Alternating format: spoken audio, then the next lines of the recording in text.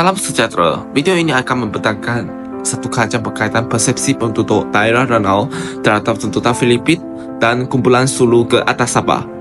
Isu tuntutan Sabah bukanlah isu baru. Sebaliknya merupakan pertikaian wilayah yang telah berlarutan sejak sebelum pembentukan Persekutuan Malaysia pada tahun 1963. Walaupun status Sabah sebagai sebahagian daripada Malaysia telah diiktiraf melalui proses perundangan dan pengiktirafan antarabangsa, tetapi tuntutan ini masih dibangkitkan oleh pihak tertentu di Filipina, khususnya waris Kesultanan Sulu. Kerana ini menjadikan isu tuntutan Sabah bukanlah sahaja melibatkan aspek sejarah dan undang-undang antarabangsa, tetapi turut memberi kesan langsung terhadap hubungan diplomatik Malaysia dan Filipina, keselamatan negeri Sabah serta kehidupan sosial dan ekonomi penduduk tempatan. Oleh itu, kajian ini dijalankan bagi menilaikan sejauh mana penduduk Sabah sendiri memahami, menerima atau menolak tuntutan tersebut dengan memberi tumpuan kepada masyarakat di daerah Ranau, Sabah. Saya Masyarah Anani, saya akan membincangkan tentang latar belakang isu tuntutan Sabah. Isu tuntutan Filipina ke atas Sabah berpunca daripada gabungan faktor sejarah, perundangan dan legalasi kolonial. Dari sudut sejarah, Sabah pernah berada di bawah pengaruh Kesultanan Brunei sebelum sebahagian wilayah di pantai timur Laut Borneo diserahkan kepada Kesultanan Sulu sekitar abad ke-18. Pertikaian menjadi lebih kompleks selepas termeterainya Perjanjian 1878 antara Sultan Sulu dan British North Borneo Company.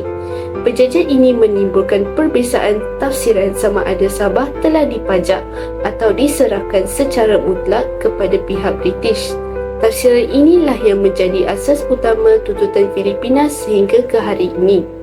Namun begitu, daripada perspektif undang-undang antarabangsa moden, kedudukan Sabah telah diperkukuh melalui prinsip penguasaan berkesan oleh British dan kesinambungan pentadbiran sehingga Sabah menyertai Malaysia pada tahun 1963. Tambahan pula, laporan Suruhanjaya Kobot 1962 membuktikan bahawa majoriti rakyat Sabah menyokong pembentukan Malaysia. Hal ini selari dengan prinsip hak penentuan nasib sendiri yang menekankan bahawa kehendak rakyat tempatan merupakan asas pembentukan utama penentuan kedaulatan wilayah. Okey, kajian kami dijalankan di sebuah daerah di Sabah iaitu daerah Ranau, dan kita tahu bahawa daerah Ranau ini tidak bersempadan secara langsung dengan sempadan Filipina. Tetapi isu tuntutan Sabah tetap menjadi relevan kepada masyarakat di Ranau kerana mereka mengenali isu ini melalui liputan media, sistem pendidikan dan juga wacana politik di peringkat negeri dan nasional. Selain itu, pemilihan Ranau juga sebagai kawasan kajian sangat signifikan kerana ia juga mewakili pandangan masyarakat Sabah yang tidak terlibat secara langsung ke dalam konflik sempadan ini.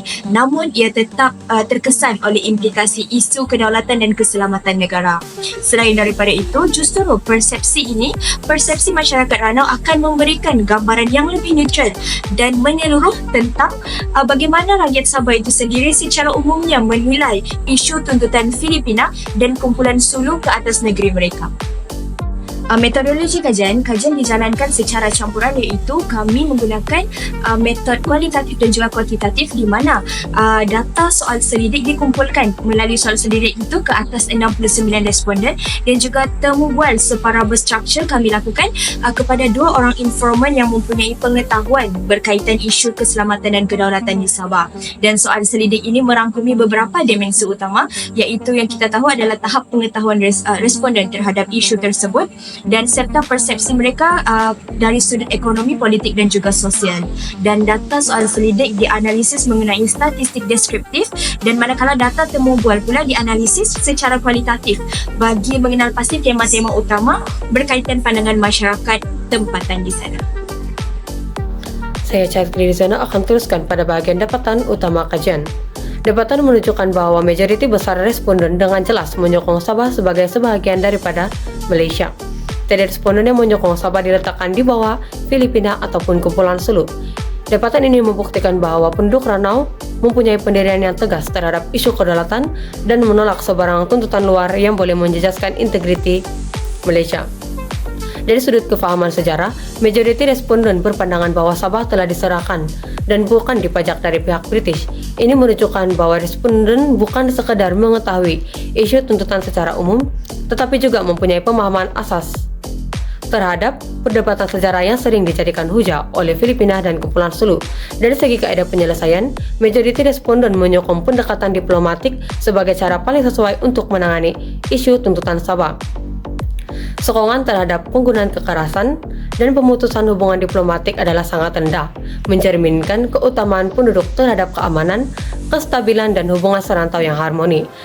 Dari segi ekonomi, responden mengaitkan kemasukan pendatang tanpa izin dari selatan Filipina dengan faktor mencari rezeki, namun pada masa yang sama menolak sebarang tuntutan keuangan oleh waris Kumpulan Sulu terhadap Malaysia. Dari sudut keselamatan pula, tuntutan Filipina dan Kumpulan Sulu dilihat sebagai satu ancaman terhadap keselamatan dan kedaulatan Sabah, terutamanya apabila dikaitkan dengan insiden pencerobohan dan migrasi rentas sempadan. Responden turut menyatakan sokongan yang tinggi terhadap peranan Eskom dalam memastikan keselamatan dan kestabilan negeri Sabah terus terpelihara. Kesimpulannya, kajian ini menunjukkan bahawa penduduk daerah Ranau mempunyai tahap kesedaran yang tinggi terhadap isu tuntutan Filipina dan Kumpulan Sulu ke atas Sabah. Mereka bukan saja menyokong kedaulatan Malaysia, malah menolak tuntutan luar dan menegaskan kepentingan penyelesaian secara diplomatik serta aman.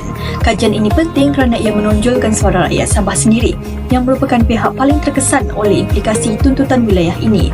Secara keseluruhannya, isu tuntutan Sabah bukan sekadar isu sejarah atau politik antarabangsa, tetapi melibatkan hak, keselamatan dan masa depan masyarakat Sabah.